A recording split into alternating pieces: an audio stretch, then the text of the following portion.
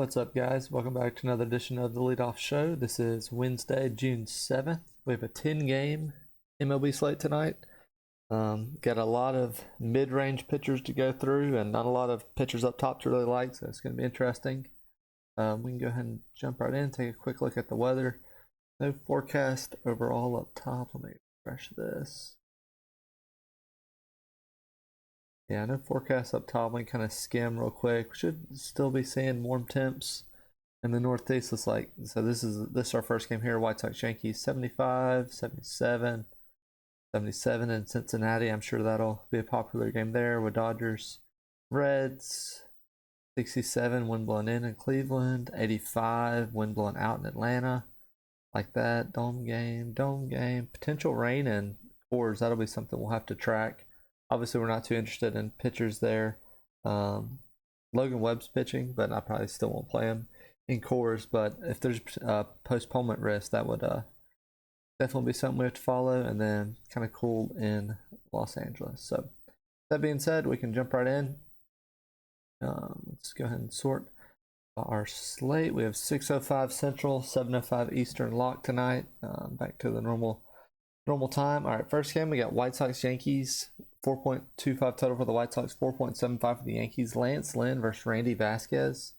Going to be interesting to see what these pitchers can do against the Yankees. We saw Giolito go no-hitter through like 6, I think, without Judge in there last night for the Yankees. So I think Lynn is certainly in play. We're going to have a lot of these guys. Just real quick, the guys in the mid-range that we have, this is all from like 8K to 9.5. Chris Bassett, Charlie Morton, John Gray, Lance Lynn, and Tanner Bybee. So there's a lot of guys, and they're all probably really close. So I'm going to try to be, picking a few things out we get like here in the middle. This is still showing yesterday.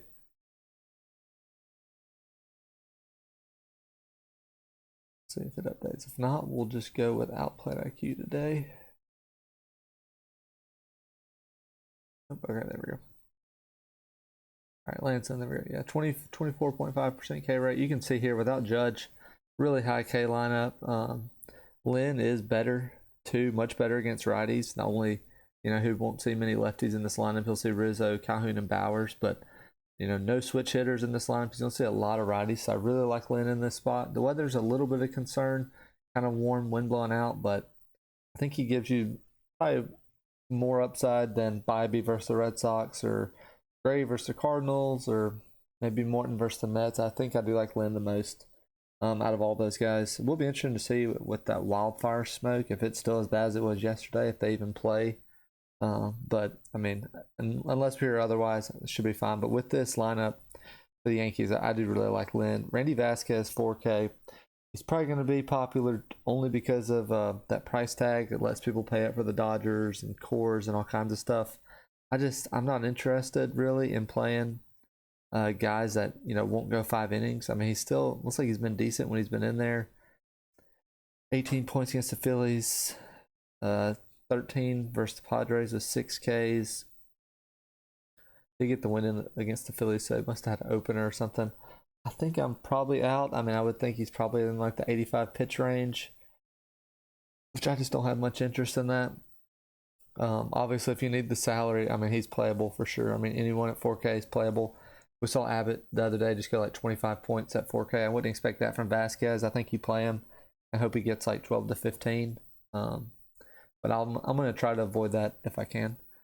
For the bats, I think White Sox are leverage only. If Vasquez gets steamed up, you can certainly go to them. Let's see if he has splits. So yeah, pretty bad versus lefties. Limited power versus righties. I mean, this is extremely small sample size.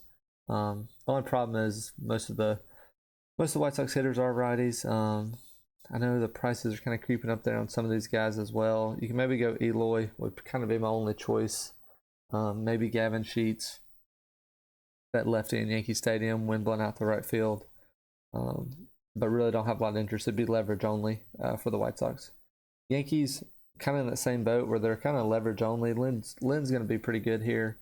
Even if he doesn't score 20 points or something, I still think he probably limits them to 3 or less runs, about a strikeout per inning.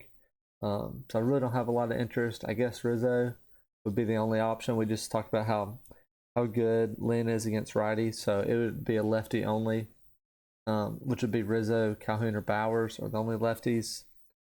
I still like playing the 9-hole hitter, but I'm at 2.4K. Jacob Bowers is in play. Rizzo's price is kind of high for, we'll see some other first basemen that would like a little bit more. So Rizzo or Bowers only for the Yankees, but probably not a stack for me. Our next game, we got Diamondbacks Nationals. 5 total for the Diamondbacks, 4.5 for the Nationals. Zach Davies, 6.2K versus Patrick Corbin, 7.2K. Probably going to be out on both pitchers here in this spot. Davies is just a low strikeout pitcher in this low strikeout matchup. I mean, there's just no reason to go there. On the slate, Corbin on the other side. I prefer taking lefties against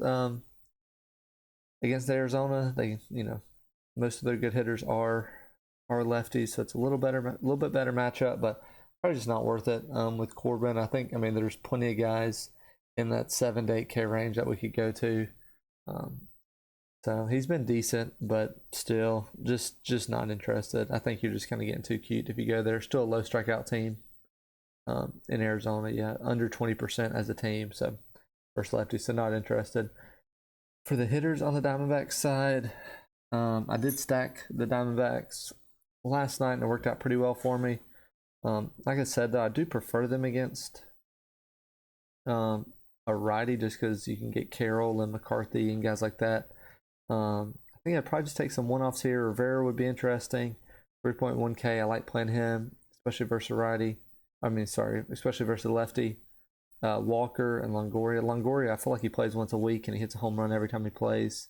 The only problem is those 3 guys are all first base and third base. But I could see taking one to 2 of those guys. I'd be fine with. And then if you wanted to add Marte in to get like a 3-man or something, I'd be fine with that. But I'm probably out on the full Arizona stack.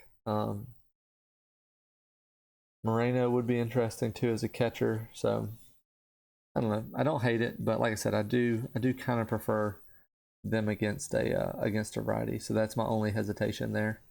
Over for the National side, they're kind of the opposite. I do prefer them against a lefty, just with some of the right-handed power hitters they have, or right-handed hitters. Low strikeout team, but they probably just still don't get there. I mean, the prices are kind of. I'd be interested in the first 3 guys here, but they're all over 4K. So probably no interest in the Nationals either. All right, next game we got Astros Blue Jays. 4.28 total for the Astros, 5.22 for the Blue Jays. Ronel Blanco versus 5.2K versus Chris Bassett, 9.5K. Blanco did better than I expected last time out. Against the Angels, if I'm not mistaken. Yeah, 5 innings, 16 points. I thought he'd go like 50 pitches, but he went like around 90, I think. But here in the spot against the Blue Jays, just not interested. We can see his splits real quick, but I have a feeling I'm probably going to be out.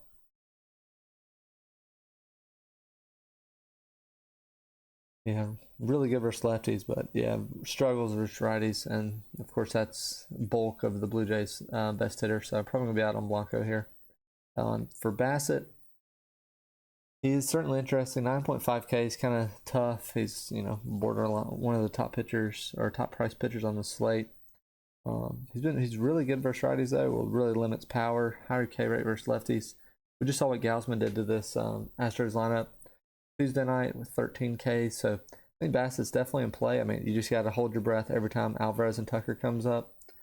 I said this with Gausman. If Altuve's in, I'm probably out on Bassett. If Dubon's in, I'll probably consider Bassett. So kind of where I stand. For the Astros hitters, really don't have a lot of interest. I mean, you could take Alvarez or Tucker as a one-off, probably kind of low owned, but I don't really intend on taking any hitters against Bassett. There's plenty of good spots on this slate. I just don't think it's really worth it. As for the Blue Jays, we just saw Blanco really struggles versus righties, so I would target some of these righties in here. Springer, 5.3K is kind of tough for Springer. Bichette and Vlad are a little more worth it at that price. It's gonna be hard to play any shortstop though. We still have De La Cruz really cheap on this slate, so I guess Vlad Chapman's been kind of struggling lately, so definitely not a full stack for me on Toronto. Blanco was pretty decent overall last time out, and the Astros have a good pin, so probably going to be out on the full stack, but Vlad or Chapman are always in play. Our next game, the Dodgers Reds, 6.2 total for the Dodgers, 4.8 for the Reds. Noah Syndergaard, 6.6K versus Brandon Williamson, 7.5K. Going to be out on both pitchers. We can just go ahead and skip over that. As for the Dodgers, they're going to be, I think there's kind of a big three today. It's Dodgers, Giants, and Coors, and then the Reds are probably going to be your most popular stacks. I think the Dodgers are going to be at the top of that list. Williamson is just not good. See, yeah, not really many at bats versus lefties.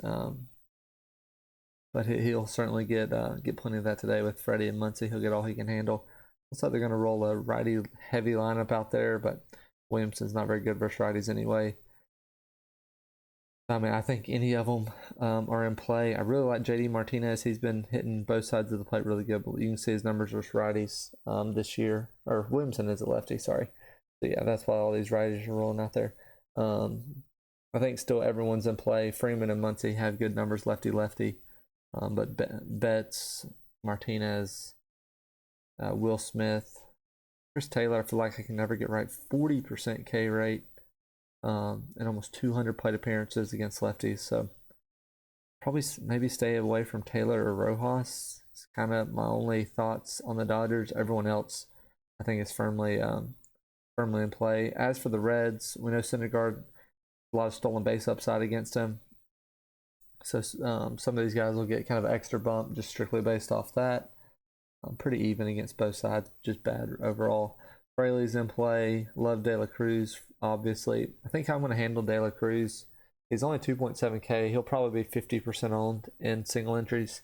I think if my team with De La Cruz is unique, like yesterday I played De La Cruz because I played I faded Gausman and Keller, and I played the Diamondback stacks. I knew I'd be unique.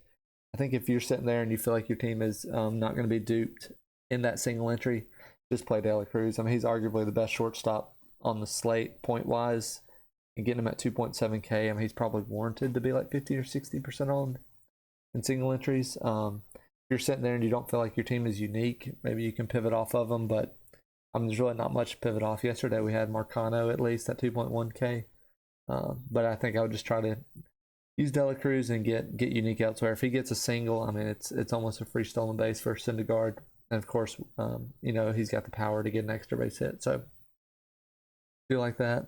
Overall, though, going to be a lot of righties for the Reds, but I don't think that's a problem. I mean, Syndergaard's bad versus both sides, a little bit better versus righties, but I think I'd still take anybody in the top 6, really. Fairchild's been really good too, but so I think any of the combination of the Reds are fine. Fraley and India's prices are a little high, but other than that, they're pretty low. You should be able to get 2 good pitchers. So, all right, next game we got Red Sox Guardians, 3.76 total for the Red Sox, 4.24 for the Guardians. Cutter Crawford, 6.8K versus Tanner Bybee, 8.5K. I think we can rule out Crawford. Yeah, he's not going to go maybe 4 innings max, so no interest here on Crawford. Bybee, on the other hand, he is interesting. He's a good pitcher. The only problem is it's just a low strikeout spot. He's going to be right there with Lance Lynn, I feel like, though. You can see here, I mean, he's done well this year. I would consider the Cardinals a low strikeout spot, and he still had 27. Twins had 6 Ks. Angels 7. Yankees 5. So he's capable of getting maybe a strikeout per 9 in this spot. So you kind of just hope he gets 6 innings. Wind blowing in 13 mile an hour. He's right there with Lynn, I think. I'll probably go, I guess if I go Burns, he'll be the most popular, but I think Bybee or Lynn will be my SB2 here in this spot. But you just have to understand it's a low strikeout spot. You just hope, he can get 6 innings. We saw on Tuesday night Bieber pitched really well, but I think he only had like 1 or 2 strikeouts through 6 innings and didn't really pay off. So you just hope, Bybee's 25% K rate. He's got a good strikeout rate. So you just hope he can get the Ks here in this matchup. As for the Red Sox hitters, I'm going to be out. They've been pretty bad lately. I mean, they don't strike out, but they don't score either. Bybee's been a good pitcher. You see, really limits power to both sides of the plate, especially lefties, which is where the Red Sox are best at. I'm going to be out on the Red Sox. As for the Guardians, don't have a lot of interest in taken them either. Crawford's been fine. He just hadn't pitched deep. Looks like lefties are the place to attack him if we do take anybody. Huge fly ball rate, huge ISO numbers versus lefties, which you love to see for the Guardians. That leaves Ramirez, Naylor, and Bell. I'll probably just go Naylor over Bell, so I don't think Bell's, I guess, in consideration. So Ramirez and Naylor would make for a great one-off, especially Naylor at 3.4K. So yeah, with Crawford being so bad against lefties, I think Naylor makes for a great one-off, but probably out on the full stack here, just with the weather and how bad the Guardians have been overall. All right, next game we got Mets Braves.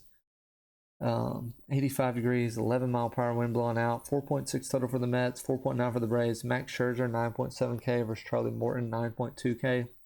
Scherzer's been much better lately. He'd certainly be a low on play here in this matchup, and I mean, the Braves have firepower to get to anybody, but they also have K upside to kind of get beat by anybody as well, I would say. The weather might be kind of the deciding factor here. I'm probably out on that just because of the out on Max just because of the weather. But I mean, he'd make for a great low on tournament play, I think. I mean, he's back. It looks like he's still complaining about the pitch clock, but he seems to at least have found a way to deal with it. I think, you know, if you pivot off Burns or something like that, maybe lean Bassett, but I think Scherzer's interesting. I won't play him, but if you do like a 20 max or more, I could see having maybe him in a couple lineups. Morton on the other side, it's kind of rinse and repeat for everything I said against Scherzer. He's been pitching pretty well. K's have been good this year. Yeah, you can see 9 or more in 3 of the last 4 starts. Dodgers were the only start where he didn't.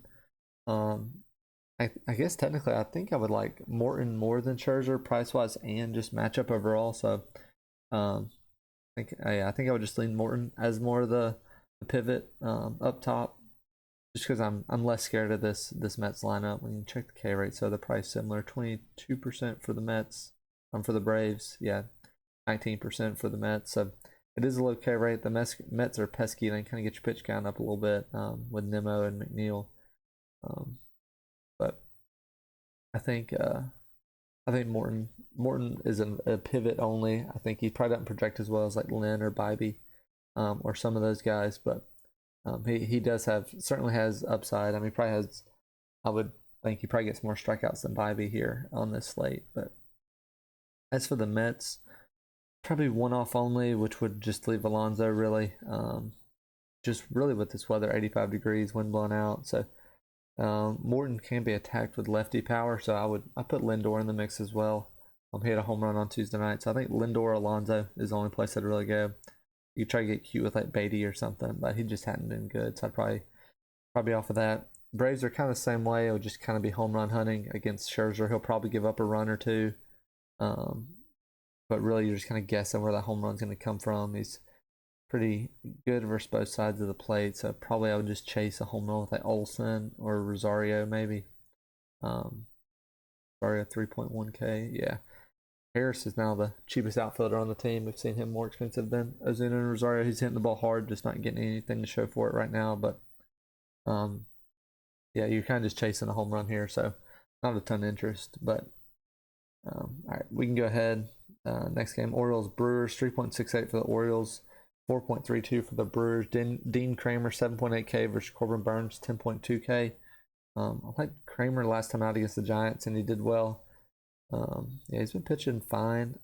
Yeah, K's aren't too high here. I do prefer lefties against the Brewers. A righty's kind of tough against them, so I'm probably out on Kramer. I think you just play like Jaime Barria or some of these 8K guys before you play Kramer. We can check real quick. Yeah, only 18% K rate against a team that's better against righties. So I think I'm just gonna be out on Kramer.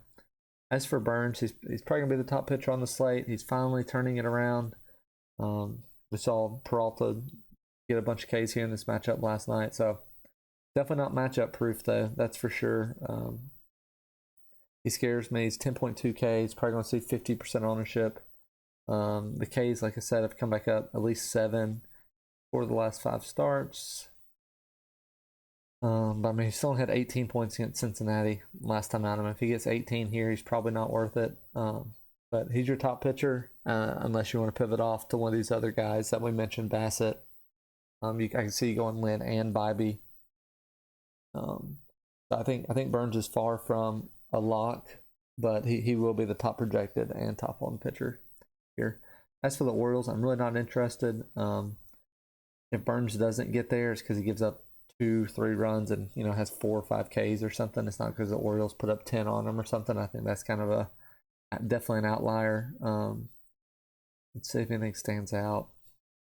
Power wise, he's a little bit worse for righties, so no one I really have interest in. I usually like playing Santander, but he's kind of not an option. I guess maybe Hayes in the middle of the order at 3.7K as a leverage play. If you don't play Burns, you can play Hayes. That'd be about it. As for the Brewers, it's really just the lefties I would target against Kramer, which is just Yelich or Tellez. Probably one off only. I don't see myself stacking the Brewers here with some of these other teams we have. All right, got a few games left. Next one's Cardinals Rangers. 4.14 total for the Cardinals. 4.86 for the Rangers. Jack Flaherty 8.1K versus John Gray 8.9K. I'm not gonna have any interest here in Flaherty. He's been a little bit better lately. So where's walks are? Yeah, we kind of got the walks down a little bit, but just not worth it here against the Rangers. There's other 8K pitchers I'd rather play. So out on Flaherty. John Gray on the other side, been absolutely dominant for the past month. You can see here 5 straight starts of 20 or more against some tough teams too. Seattle, Baltimore, Rockies at home. Definitely won't consider that hard. He's not a huge strikeout pitcher though, is the only problem. We can check the Cardinal strikeout rates. I would probably lean Lynn or Bybee, maybe even Morton. But Gray's right there in the mix with all those guys. If you end up liking Gray a little bit more, then I certainly don't fault you. Yeah, 20% strikeout rate as a team. Maybe see what team or what lineup the Cardinals roll out there. They always, change things from day to day. A little bit better versus righty, so maybe we like to see more of the righties in there. But Gray's in play. I think I'm leaning Lynn as my SP2. But I mean, it's splitting hairs really between Gray, Lynn, and Bybee, in my opinion. As for the Cardinals, I'm probably out. We just talked about, we have Dodgers, Reds, got Diamondbacks, Nats, and in Washington, so I'm probably just not worth playing Cardinals against Gray. You can chase a home run, but the guys you'd want to play are expensive, so I think I'm probably just out on the Cardinals. As for the Rangers, they should certainly go less owned than the Dodgers, Reds, Giants, probably even the Braves, and they continue to put up a lot of runs. These prices are just very, very tough, and without any cheap pitching, probably won't find a pitcher under 8K that we like, so probably out on the Rangers. Especially it's hard when Seager's 5.9K, when De La Cruz is probably the best play on the slate. So teams with good shortstops might be hard to stack today. So probably out on the Rangers. All right, next game we got Giants Rockies. I'll talk about this as if it plays. Certainly follow the weather closer to lock though. 6.45 total for the Giants, 4.55 for the Rockies. Logan Webb 9.9K versus Connor Seabold 5.4K. I'm gonna be out on Webb. 9.9K in Coors. He's fine. He's a good pitcher overall, but just play Bassett, just play Morton, just play Scherzer, play one of these other guys. Don't play Webb with rain concerns in Coors. It's not worth it. Seabold on the other side, obviously add on a bad pitcher in Coors. As for the Giants, I currently have interest in them. I think they'll be right there with the Dodgers as the top stack. They might actually be more affordable than the Dodgers. Some of their guys are at least some of their top of the orders are less than 5K. Seabold, bad versus both sides. Bad versus both sides. So, I'm trying to see if anything really stands out. I think Bailey had a home run or had a big day on Tuesday night. So I think any of these guys are in play. You're probably not playing Crawford just because you're playing De La Cruz. If you want to get different, put Crawford in there in your Giant stack. But I guess that'll make you different. So just kind of go from, you can use that however you want. I think just these top guys are going to be hard to avoid. Wade and Estrada, JD Davis, you know he's not going to be pinched hit for, and then of course Jock and Conforto. I'm looking at Haniger real quick. I still don't think he's come back around yet. At 11 last night, so Haniger might be the lone man out until I just see more from him. I think I'd probably focus top 5 hitters, Bailey, and then Crawford as a huge leverage pivot off De La Cruz would be my preferred Giants. As for the Rockies, probably not interested. It'd really just be a lefty. Blackman, McMahon are too expensive. Castro, I mean, that's kind of a long shot one-off. Nolan Jones might be the only one-off, but he's batting so low in the order. I don't really like that. So I'm probably just out. Webb's a big ground ball pitcher. So taking a one-off against him is kind of tough. So I'm probably just going to be out on the Rockies. All right, next game we got Cubs-Angels. 4.46 total for the Cubs. 5.04 total for the Angels. Jameson Taillon, 5.5K versus Jaime Barria, 7K.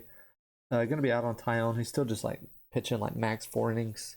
Yeah, 5 innings last time out. Even if he does well, like he's not going deep. Ks aren't there. Max 5 Ks is what you can get out of him. So going to be out on Taillon. Just play like Vasquez, I guess, or something like that if you're going real cheap. Jaime Barria is interesting, I guess, only because of his price. He's been okay, but he's kind of like Taillon where he's max 5 innings. So I guess he's got more strikeout upside than Taillon. He can at least get to 6 instead of only getting to 5. But I don't really have a lot of interest here. You can check real quick. I think the Cubs do have a high strikeout rate. So I guess if you have to go below 8K, if you just can't afford anyone, if you can't afford a SB2 above 8K, I'd probably just go to Vasquez at 4K. But if you had to go somewhere else, I guess Barria would be in consideration, but I definitely don't love it. Yeah, we can check real quick. Yeah, he's only a 20% K rate guy. Yeah, 25% for the Cubs. Cubs lineup has some Ks, but he's still not a huge strikeout guy. So like I said, just go to Vasquez, I think, if you can't afford a SB2 over 8K. As for the hitters, don't have a lot of interest in the hitters on either side either, though. I mean, Barria will be fine, I think, for the 4 or 5 innings he's in there. Prefer the Cubs against a lefty, so not a lot jumping out at me here.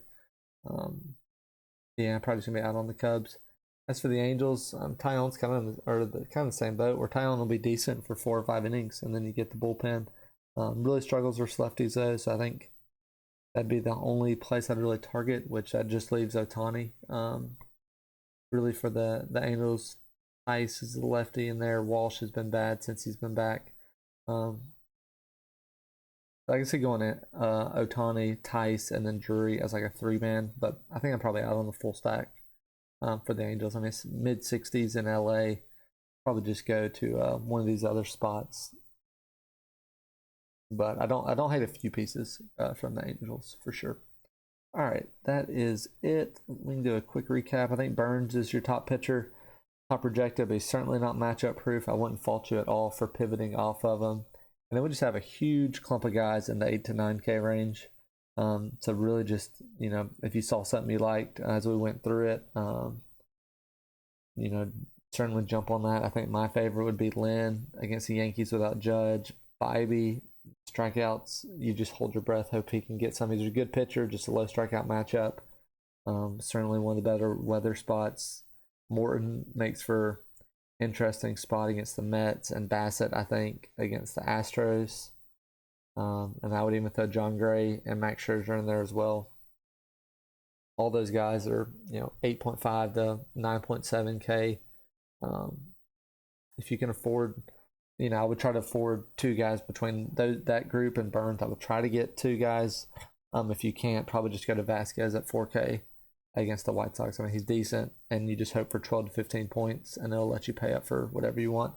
For hitters, I think there's kind of a main 3 stacks today. That's going to be the Dodgers and the Giants for 1 and 2, 1A, 1B, really. Reds probably a close third just because of the steal upside versus Syndergaard as well. Other offenses you could pivot to, probably the Diamondbacks. Probably it. Maybe the White Sox if Vasquez gets some ownership, but really don't like anybody else. Like I said, a few one-offs here and there, like Angels one-offs, maybe Brewers one-offs, Josh Naylor, maybe. Yeah, these prices are kind of tough. So that's probably that's probably where most of my players will come from, is just everything I just mentioned. So I hope that helps. Enjoy doing these shows. So glad I was able to jump on today and get this recorded. Let me know if you have any questions in the comments, and I'll see you at the top.